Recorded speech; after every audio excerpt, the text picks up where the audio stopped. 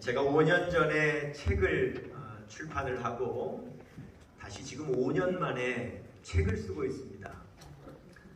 원고를 이제 다 써서 이미 출판사에 넘겼고요. 앞으로 한 달 정도 후면 이제 책이 나올 것 같습니다. 이번에 내는 책은 제가 은혜 받았었던 경험들 그리고 깨닫고 느낀 것들을 신앙 에세이 형식으로 담는 책인데요. 이 책에 아름다운 사진이나 그림들을 좀 많이 넣어서 책을 예쁘게 만들고 있습니다. 그래서 좀 선물용으로, 전도용으로 그렇게 편안하게 읽을 수 있는 책으로 만들려고 이제 만들고 있는데, 이 책을 만들면 가장 고심이 되는 것 중에 하나가 제목을 어떻게 책 제목을 정하느냐라고 하는 게 참 고민입니다. 고민 끝에 책 제목을 무엇이라고 정했냐면 13기 전에 일어나세요 이렇게 정했습니다. 제가 이미 여러분에게 간증을 드린 바가 있기 때문에 기억하실 텐데요. 제가 결혼을 하고 저의 첫 아들을 낳았을 때 그때 저는 강원도 대관령에서 부교육자 전도사로 사역을 하고 있었습니다.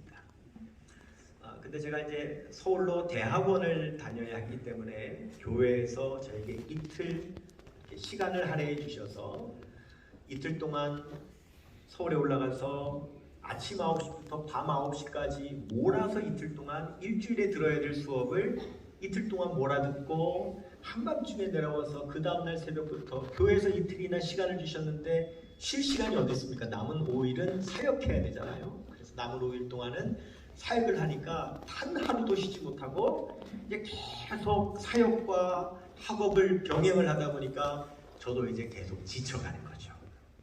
또 오르내려야 되고, 거기다가 제가 없는 이틀 동안에는 제 아내와 어린 아들 둘만 사택에 둬야 되는 거니까 걱정도 되고요. 그래서 나중에는 지치다 보니까 정말 포기하고 싶더라고요. 그만두고 싶어요. 너무 지쳐 있는데 한 번은 학교가 이제 언덕으로 돼 있습니다. 그 언덕길을 이렇게 올라가는데 저 위에서 제 친구 전도사님이 내려오면서 저를 보게 된 거예요. 어깨가 쭉 처져서 올라가니까 저를 보더니 권 전사님 왜 이렇게 어깨가 처졌냐고 그래요. 근데 저는 뭐 대답할 마음도 없어요. 귀찮아요. 그래서 말하기도 싫다고, 나 지금 완전히 다운됐다고 그랬는데 그 친구가 제 어깨를 툭 치더니 13기 전에 일어나세요. 그리고 가버리는 거죠. 뭐야? 말장난해? 13기 전에 일어나세요가 뭐야? 이러고 있는데 깨달음이 왔어요. 내가 뭐라고 했어요? 다운됐다 그랬잖아요. 다운됐다. 권투 선수가 시합을 하다가 크게 얻어맞으면 다운되잖아요. 그러면 그럴 때 심판이 13잖아요. 하나, 둘, 셋. 그 15세기 전에 일어나면 다시 싸울 수 있잖아요. 맞다. 내가 다운됐다 그랬지. 맞아. 나는 KO 당한 게 아니야. 나는 다운된 거야. 13기 전에 다시 일어나면 나는 다시 싸울 수 있어. 맞아. 그 한마디 말이 저에게 용기가 된 거예요. 그래서 그 말에 힘을 입어서 제가 다시 회복되고 계속 사역과 공부를 이어나갈 수 있는 그런 계기가 됐던 거죠. 그래서 그 책의 제목을 13기 전에 일어나세요. 제가 이렇게 제목을 정한 거예요.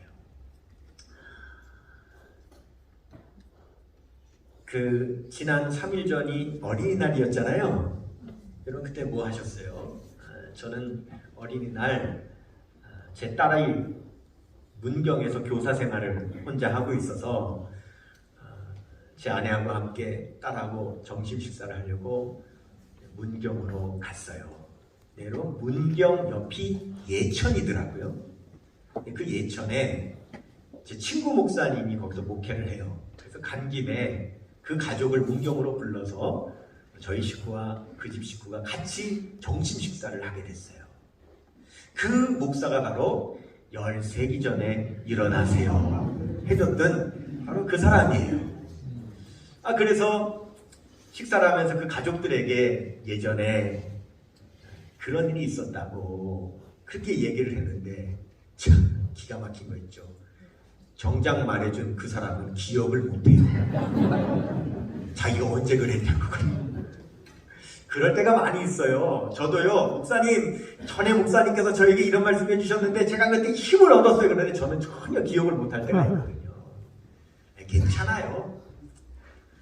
여러분, 말해준 사람은 기억 못해도 괜찮아요. 그런데 그 말을 듣고 힘을 얻어야 할 사람은 기억해야 되는 거예요. 하나님께서는 저와 여러분, 오늘 이 자리에서 여러분이 기억하기 원하시는 말씀을 주시는 거예요. 이사야 41장 10절에 두려워 말라 내가 너와 함께 함이니라. 놀라지 말라 나는 내 하나님이 됨이니라. 내가 너를 굳세게 하리라. 참으로 너를 도와주리라. 참으로 나의 의로운 오른손으로 너를 붙들리라. 아멘. 하나님은 왜 오늘 우리에게 이런 말씀을 해주시는 걸까요? 우리가 사는 세상이요, 싸우는 세상이에요. 그런데 우리는 연약하기 때문에 너무 많이 얻어맞고 우리가 때로는 다운을 당하고요. 다운을 당하면 수치스러워서 다시 일어나고 싶지 않을 때도 많이 있기 때문에 그래요. 여러분, 오늘 본문 말씀 이사야 41장 11절에서 12절에 보면 네 사람이 나와요. 첫째는 너에게 노하는 사람, 둘째는 너와 다투는 사람, 셋째는 너와 싸우는 사람, 넷째는 너를 치는 사람. 점점 강도가 세지죠? 너에게 노했다가, 너와 다투다가, 너와 싸우다가 너를 치는 사람입니다. 우리는 연약하여 얻어맞고 쓰러지는 거예요. 다운되는 거예요. 사실 이 말씀은 이사야 선지자를 통해서 이스라엘 백성들에게 바벨론에 대해서 말씀하십니다. 바벨론이 이스라엘에 대해서는 노하는 자요, 다투는 자요, 싸우는 자요, 치는 자거든요. 그런데 오늘 이 말씀에 있는 저와 여러분에게는 바로 이들이 누구냐? 악한 사단마귀요, 세상에서 우리가 당하는 환난과 고통인 것입니다.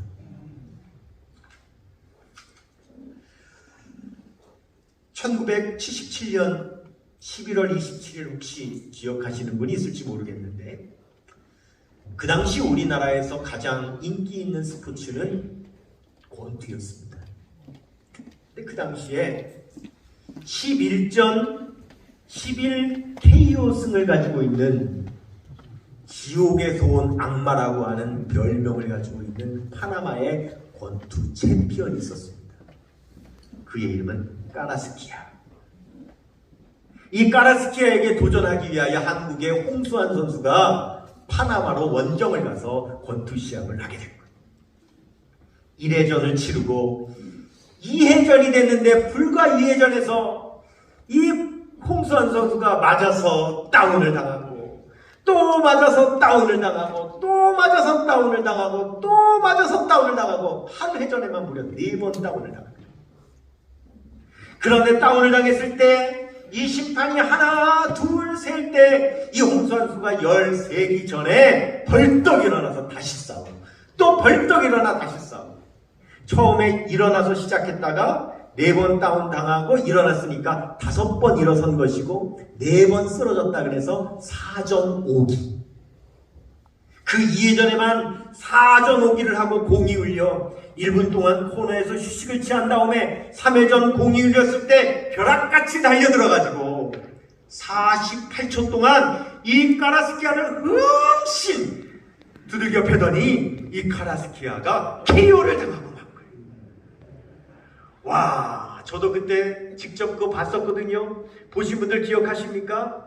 근데 그때 그 우리나라의 캐스터 하는 그 캐스터가 말을 잘못했어요. 이왕 말을 하면 네, 펀치 날리고 있는 홍수환 선수 때리고 있습니다. 이기고 있습니다. 홍수환 선수 잘하고 있습니다. 이래야 되는데 얻어맞는 까라스키야. 네, 휘청거리는 까라스키야. 하도 그때 까라스키야 그래가지고 지금도 제가 까라스키야를 외우고 있어요. 여러분 기억하실 거예요. 세월이 흘러 가만히 돌아보니요, 왜 그 당시에 그 홍수환 선수의 그 승리를 모든 국민들이 그렇게 좋아하고 기뻐했는가? 가만히 생각해보면 그 당시 우리나라가 홍수환 선수 같았어요. 부자 나라에 원정 가지 않으면 돈을 벌 수가 없는, 그래서 얻어맞고 쓰러지고 다시 일어나 또 싸우고 하면서 그렇게 살아왔던 나라가 우리나라였던 거예요. 우리 아버지들이 그렇게 살았어요. 일제강점기, 한국전쟁, 보릿고개, IMF, 그때마다 얻어맞고 다운됐지만 다시 벌떡벌떡 일어나 오늘에 이르는 대한민국과 우리의 가정을 세울 줄로 믿습니다. 열이 50도가 오르는 중동 벌판에 나가 고속도로를 닦고요,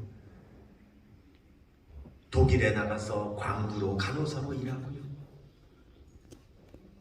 저 베트남에 목숨 걸고 나가 전쟁하고 싸우고 돌아온 돈으로 여러분 우리들 먹이고 우리나라 세우고 오늘에 이르게 된 거예요.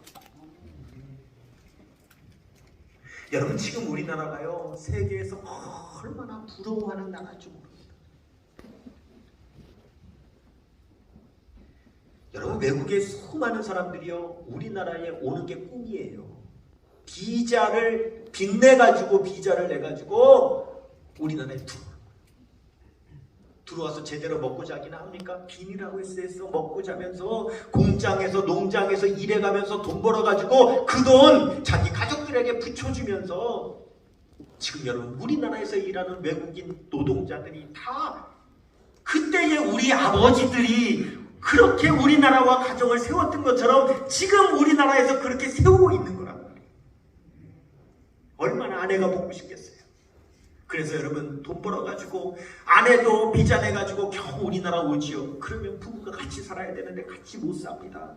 남편은요 포항에서 공장에서 일하고요, 부인은요 대구 식당에서요 서빙하는 거예요. 그런데 우리는요, 이 땅에 태어나서 여러분 이렇게 우리가 세상이 부러워하는 세상에서 우리가 살아가고 있는데, 우리가 불평하고 불만하고 살아간다면 우리나라를, 우리 가정을 이렇게 세워준 우리 아버지 어머니에게 우리 정말 부끄러운 거예요. 정말 우리 죄 짓는 거예요. 그때 1970년대 80년대에는 한국교회도 부흥했었잖아요. 여러분 이게 어떤 의미입니까? 여러분 연결해서 생각해 보세요. 그것은 얻어맞고 다운되고 다시 일어나서 서로 이겨내고 그렇게 살아가던 우리의 부모님들이 주일이면 교회 나와 하나님 앞에 예배드리고 여러분 찬양하고 기도하고 말씀 듣고 힘 얻어서 다시 나가 싸웠다라고 하는 그런 의미 아니겠습니까? 여러분 홍수환 선수가 2회전에서 4번 다운됐잖아요. 그런데 공이 안 울렸으면 KO 됐을 거예요. 공이 안 울렸으면 5번 다운되고 6번 다운되고 결국은 KO로 졌을 거예요. 그런데 공이 울렸으니까 여러분 살아가지고 코너에 가가지고 1분 쉬고 힘을 얻어 다시 덤벼들어가지고 이길 수 있었던 거란 말이에요. 그래서 그 1분이 중요한 거예요. 그 잠깐 1분 동안 쉴 수 있는 그 코너가 참 중요한 거죠. 우리의 그 얻어맞고 쓰러졌던 우리가 회복될 수 있는 그 시간과 그 코너가 권투에서는 너무너무 소중합니다. 그런데 지금은 권투가 별 인기가 없어요. 지금은 격투기가 인기가 많아요. 그런데 격투기하고 권투하고는 달라요. 권투는 링에서 싸우지만 격투기는요 철장으로 사방이 막혀있는 케이지 안에서 싸워요. 권투는 3분 뛰면 코너에 들어가서 1분 쉬는 거예요. 격투기는 그런 거 없는 거예요. 권투는 그래도 다운되면 열이라도 새면서 기회를 주지만 격투기는요, 한 번 쓰러지면 그걸로 끝나는 거예요. 여러분, 격투기에 비하면 권투는요, 그래도 낭만적이에요. 격투기에 비하면 그래도 인간적이에요. 그런데 이 시대가 좋아하는 격투기는요, 너무나도 비인간적이에요. 너무나도 비낭만적이고요, 너무나도 비신앙적이에요. 우리가 지금 그런 시대를 살아가고 있는 거예요. 여러분, 제가 참 뭘 안 버리나 봐요. 그래서 하여간 옛날 것도 하여간 다 가지고 있어요. 웬만하면 다 나와요. 제가 며칠 전에 보니까 세상에 30년도 더 전에 대학 다닐 때 수업 들으면서 적었던 노트가 나오더라고요. 근데 제가 그 노트를 읽다가 깜짝 놀랐어요. 강의를 들었는데 강의 제목이 뭐냐면 21세기 전망이에요. 20세기 때에 21세기를 전망하는 수업을 제가 메모를 해놓은 거예요. 그런데 지금 이미 21세기 한참 지났잖아요. 그러니까 내가 20세기를 전망하는 내용을 적어놓은 거를 21세기 지나가지고 지금 보니까요, 신기한 거 있죠. 근데 뭐라고 적어놨냐면 이렇게 적어놨더라고요. 첫째, 21세기는 최첨단 과학기술의 시대가 될 것이다. 그리고 가로치고 전문성의 필요, 이렇게 적어놨어요. 둘째, 디지털 시대가 될 것이다. 가로치고 수용성 필요, 이렇게 적어놨어요. 셋째, 신세대의 등장, 가로치고 다양성의 필요 적어놨어요. 넷째, 새로운 우주관의 시대, 가로치고 올바른 정체성 필요, 이렇게 적어놨어요. 그리고 그 밑에 또 뭐라고 적어놨는데 분명히 교수님이 얘기하신 거 제가 받아 적은 거겠죠. 근데 이렇게 적혀 있어요. 편리하나 황폐한 시대가 될 것이다. 사람들은 유토피아를 꿈꾸나 디스토피아가 될 것이다. 이렇게 적어놨어요. 소름이 돋았어요. 왜요? 20세기에 그렇게 예상해서 적어놓고 21세기가 돼서 내가 읽어보니까 너무나도 똑같은 거예요.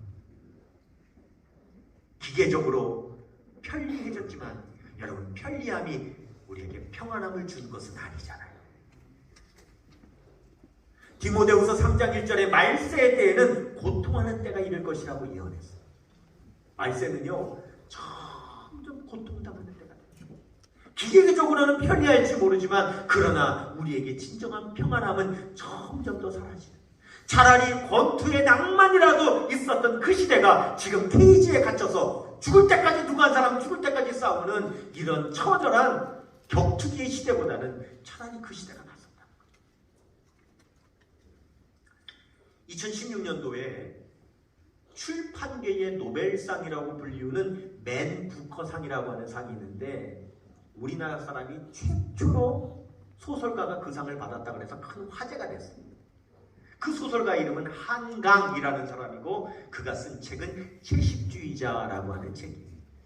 제가 보통 소설책을 잘 사서 안 읽는 사람인데 하도 뉴스에서 뭐 대단하다 그러니까 제가 그때 그 책을 사서 읽었어요. 소설을 읽었어요. 내용이 이런 거예요. 한 젊은 엄마가 있는데 이 젊은 엄마가 어렸을 때요, 집에서 강아지를 길렀는데 그만 자기 아버지가 그 강아지를 잡수셨어요. 집에서 잡아서 잡수셨어요. 그게 트라우마가 된 거예요. 잊어버리고 있었는데 어른이 돼서 그 생각이 나면서 이 사람이요, 이 엄마가 육식을 혐오하게 된 거예요. 육식은 결국은 그 짐승을 죽여야 되는 거잖아요. 육식은 먹으면 안 되는 거다. 이건 너무 폭력적이다. 그래서 이 세상에 폭력이 없어져야 된다. 그래서 모든 육식을 끊고 채식주의자가 된 거예요. 근데 문제가 생겼죠. 왜? 여러분, 가족은요, 엄마가 해주는 밥을 먹어야 되잖아요. 근데 이 엄마가 채식주의자가 되니까 고기는 안 주고 맨 야채만, 채소만 주니까 이 식구들이 너무 막 불만이 쌓이는 거예요. 그리고 가족들이요, 화목해지는 것이 아니라 신경이 막 날카로워지는 거예요. 어느 날 하루 이 엄마가 목욕을 하고 나와서 자신의 벗은 몸을 거울에 비춰서 이렇게 보면서 이런 말을 합니다. 이상하다. 채식을 먹으면 가정이 평화로울 줄 알았는데 왜 이리도 불편해지는 걸까? 내 품은 남편도 좋아하고 아이들도 좋아하는데 일이 말라가니 가족들이 좋아하는 품도 사라지는구나. 참 의미 있는 말이에요. 여러분, 어머니에게는 뭐가 있어요? 품이 있어요. 그 품은 남편도 좋아하고 아이들도 좋아하는 품이라. 일터에 나가 다운되고 다시 일어나 지치고 피곤해도 집에 돌아오면 아내의 품이 있기 때문에 남편들은 거기서 쉼을 누리고 회복해서 또 나가는 거예요. 아이들은 어머니의 사랑의 품이 있기 때문에 그 사랑의 품 안에서 건강하게 성장하는 거예요. 어머니는 품이 있어요. 따뜻한 사랑의 품이 있어요. 나는 먹지 못해도 자식들은 먹이고, 나는 입지 못해도 자식들은 입히면서 그 사랑의 품으로 오늘날까지 우리 사랑하는 자녀들을 길러내신 분들이 바로 어머니신 거예요. 믿음의 어머니들은 주님 전에 나와 하나님 앞에 메어달려 기도하고, 주님의 성전에 나와 하나님의 품에 안겨 가족들 위해 눈물로 기도하며 살았어요. 여러분, 교회는요 하나님의 품이에요. 권투 선수가 1분의 쉬는 시간에 코너에 들어와서 힘을 얻어 나가는 것처럼 세상에서 지치고 힘들고 쓰러졌던 우리들이 주일이 되면 이 성전에 나와 주님 앞에 나와 예배 드릴 때에 바로 권투 선수의 1분 코너처럼 따뜻한 사랑의 어머니의 품처럼 여기서 힘을 얻고 우리는 다시 나가 일어서 승리하는 거예요. 그래서 이사야서 41장 9절 말씀에 내가 땅 모퉁이에서부터 너를 부르고 땅 끝에서부터 너를 붙들고 내게 이르기를 너는 나의 종이라. 내가 너를 택하고 너를 싫어하여 버리지 아니하였노라. 하나님은 우리를 붙드시고 우리를 부르시고 우리를 택하시고 절대 우리를 싫어하여 버리지 아니하신다고 오늘 말씀하는 거예요. 사람은요 버림받음에 대한 두려움이 있어요. 사람은 버림받는 걸 가장 두려워해요. 그래서 고린도전서 9장 27절에 보면 사도 바울이요 나도 버림받을까 두려워하노라. 사도 바울도요 버림받는 게 제일 두렵다 그랬어요. 그런데 세상은요 쓸모없으면 바로 버리는 거예요. 마음에 안 들면 바로 버리는 거예요. 아버지들이요 직장 생활하면서 두려워하는 것은 이 직장에서 혹시 내가 버림이 될까 항상 두려워하는 거예요. 그래서 아까 제가 말씀드린 그 예천에서 목회하는 그 친구 집에를 갔다 왔어요. 농촌 목회를 하기 때문에 개인 주택이 사택이고요. 앞에 이렇게 마당이 있어요. 그런데 그 마당에요 닭도 있고요. 뭐 이렇게 많아요.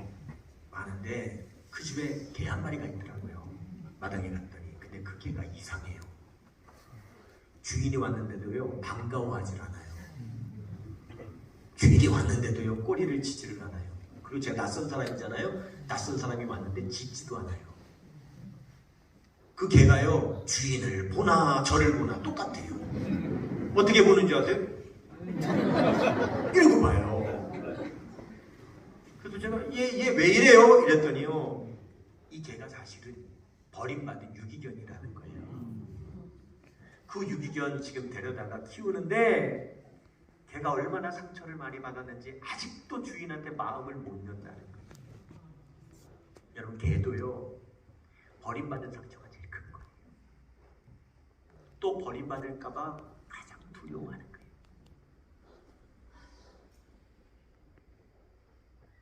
근데 하나님은 말씀하시는 거예요. 내가 땅 끝에서부터 너를 부르며 땅 모퉁이에서부터 너를 붙들고 내게 이르기를 너는 나의 종이라. 내가 택하였고 너를 싫어하여 버리지 아니하노라. 여러분 보세요. 지금 이스라엘 민족이 범죄했다. 그래서 하나님께서 벌을 내리셔서 바벨론의 전쟁에 지고 포로로 사로잡혀 가는 거예요. 이스라엘 민족들은 우린 하나님 앞에 버림받았다고 생각하는 거예요. 근데 하나님 말씀하시는 거예요. 너희가 잘못했기 때문에 벌은 받지만 그렇다고 나와의 관계가 끊어진 건 아니라는 거예요. 그렇다고 내가 너희를 버리는 것은 아니라고 말씀하시는 거예요. 부모가 자녀가 부모한테 잘못하면 야단 맞지요. 하지만 야단 맞는다 그래서 부모한테 버림받는 거 아니에요. 부모의 관계가 끊어지는 것은 절대 아니에요. 누가복음 15장에 보면 탕자가요, 아버지한테 분명히 잘못했어요. 그런데 그 탕자는요, 아버지와 관계가 끊어졌다고 생각했잖아요. 그래서 아버지, 나를 아들로 보지 마시고 품꾼의 하나로 보옵소서 그랬잖아요. 그러나 아버지는 아니죠. 아버지는요, 너와 나는 여전히 아버지와 아들과의 관계다. 그게 하나님이세요. 사무엘 선지자가 블레셋과의 전쟁에서 이긴 다음에 하나님께서 도와주셔서 이긴 것이 너무 감사해가지고요, 돌단을 쌓았잖아요.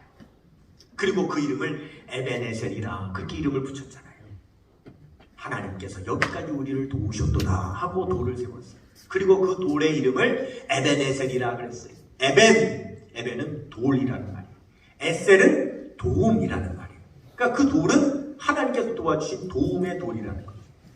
근데 여러분, 그 돌이라고 하는 말, 에벤이라고 하는 말은요, 에라는 말하고 벤이라는 말이 합쳐진 말이잖아요. 에가 뭡니까? 에는 아버지예요. 벤은 뭡니까? 아들이에요.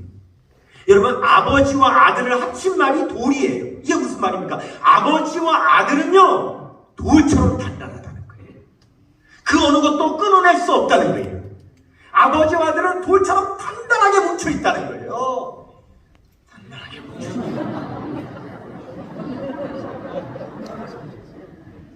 돌 하나만 올려달라 그랬더니 이렇게 무겁고 큰 돌을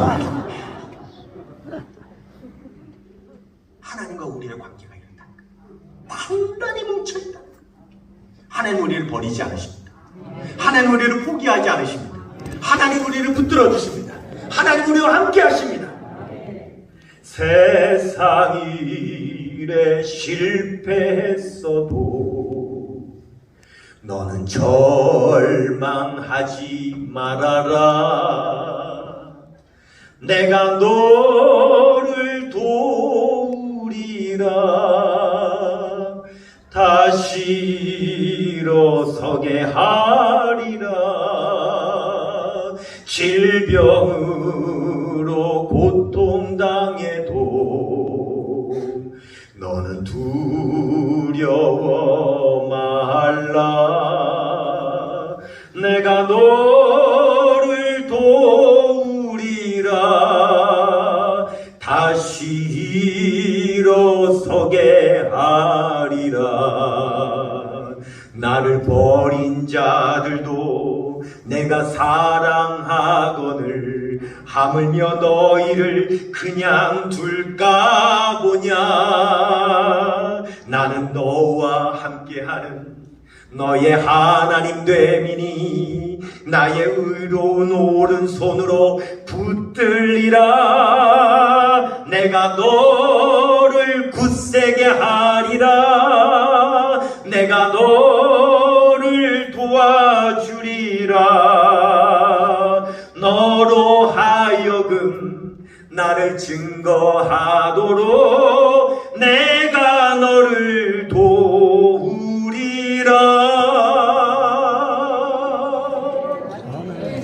우리 모두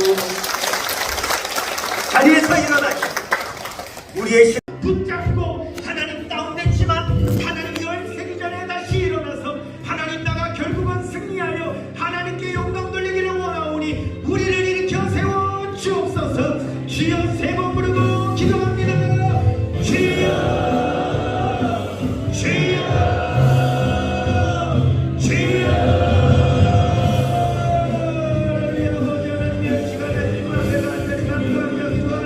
아버지 하나님 세상을 위해 백성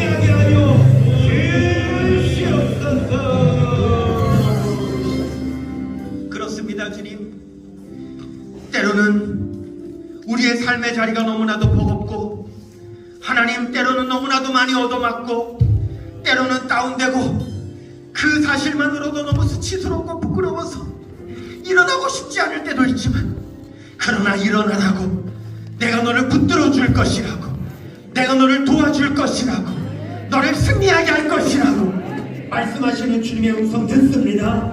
잊어버리지 말게 하여 주옵소서. 하나님 일어나게 하여 주옵소서. 이 시간 하나님 소원이 있어 가슴에 손을 얹었습니다. 몸이 아파 빵부에 손을 얹었습니다. 하나님 종이 선포할 때 역사하여 주옵소서. 나사렛 예수 그리스도 우리 주님의 이름으로 명하노니 소원이 있어 가슴에 손을 얹은 성도들마다 일어날지어다. 다시 일어나 싸울지어다. 다시 일어나 승리할지어다. 몸이 아파 빵부에 손을 얹은 성도들마다 나사렛 예수 그리스도 우리 주님의 이름으로 명하노니 치유될지어다. 질병은 떠나갈지어다. 병만은 떠나갈지어다. 완전히 회복될지어다. 지금은 우리의 구주가 되시는 예수 그리스도의 은혜와 하나님 아버지의 극진하신 사랑하심과 성령님의 감화감동 인도 교통하심의 역사가 두려워 말라 내가 너와 함께함이니라. 놀라지 말라 나는 내 하나님이 됨이니라. 내가 너를 굳세게 하리라. 참으로 너를 도와주리라. 참으로 나의 의로운 오른손으로 너를 붙들리라 하시는 주님의 음성 듣고 일어나 다시 한번 싸워 승리하기를 소원하며 결단하며 다짐하는 주의 백성들의 삶과 가정과의 도와 모험된 교회 위에, 그리고 우리의 부모님들 위에 이제로부터 영원토록 함께 하시기를 간절히 축원하옵나이다. 아멘.